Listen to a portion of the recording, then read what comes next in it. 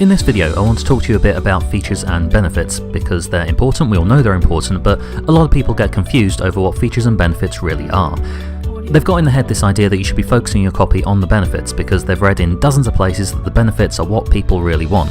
You know, if there's one thing everyone knows about sales copy, it's that we should be talking about benefits and not features. And like most things everyone knows, it's not entirely accurate. What we're often told is that we need to work out what our customers are aiming for. Could be freedom, could be wealth, could be an easy life. We find out what they're aiming for and then we talk about those things in our copy, and often as not it still doesn't convert. So, why is that?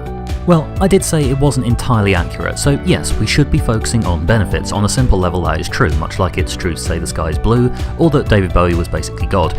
But simple truths are only superficial. The sky can be lots of colours. David Bowie did, in a moment of madness, release Never Let Me Down. Now, the simple truth is that your sales page should absolutely focus on the benefits of your offer. Some clever bastard even put it into a rhyme. Features tell, benefits sell. No idea who that was, but I hope they gave themselves a cookie after coming up with it. But what exactly is a benefit? Most people think of benefits as the emotional side of the sale, the things that people desire. Low-calorie meal plans, feature.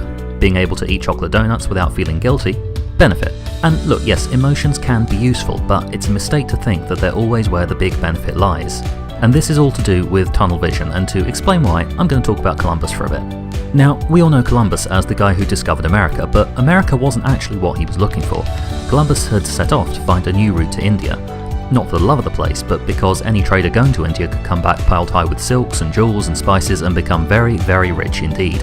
Now, the usual route to India went overland through the Middle East, and that was all fine until 1453, when the Ottomans conquered the Byzantine Empire and put a stop to all that. The European royalty, who all largely depended on the India trade for their money, regarded this as a very bad thing, and so Columbus tried to find a new route to India by sailing west instead. And he never got there because he ran into an entirely unexpected obstruction. That is, 8,700 miles of America, blocking the way. So the original point of the trip was a bit screwed, but it didn't have to be a total loss, because after all, here is a short list of things that can be found in America. There's gold, there's tobacco, there's potatoes, there's copper, there's cotton, there's oil, there's corn, there's silver, and seriously there is lots of gold. There was enough wealth in this new land to make whoever got there first very, very rich. However, there is one important thing that could not be found in America: India. And Columbus was looking for India, so he turned around and he went home. He never even set foot on the place. America itself didn't even get named after him, it was named after Amerigo Vespucci, who had also never been there but was apparently rather better at marketing. Now, this all makes Columbus sound like an idiot, but you don't get a fleet out of the Queen of Spain just by looking pretty. And if the portraits are anything to go by, looking pretty wasn't really in Columbus's playbook anyhow. But the fact is, Columbus may have wanted to be rich, but what he was looking for was India. He didn't find it, so he went home. It's like pirates with a treasure map, completely ignoring a huge pile of gold because they're too busy hunting for the X. And here is the really fun part in this story. You probably would have done the same thing. See, everyone has goals. Long-term things that drive us, but these things, it could be fun, freedom, sex, money, whatever, they are just that, they are long-term. They might be what we're aiming for, but they're not what we're looking for right now. What we're looking for is just the next step in the chain, and because that's what we're looking for, we don't notice anything else, even if it would actually advance us further. This effect was demonstrated by Christopher Chabris and Daniel Simons, who ran an experiment where volunteers were asked to watch a video of a basketball game and count the number of passes. And most people did that perfectly, they counted all 15. What about 80% missed was the gorilla that walked on halfway through, thumped its chest and then walked off again. And that's the power of tunnel vision. This is what makes people not realise there is money to be made on a new continent. This is what makes people miss a gorilla on a basketball court. And it's making your prospects ignore all the emotional stuff you're saying because that's not what they're looking for right now.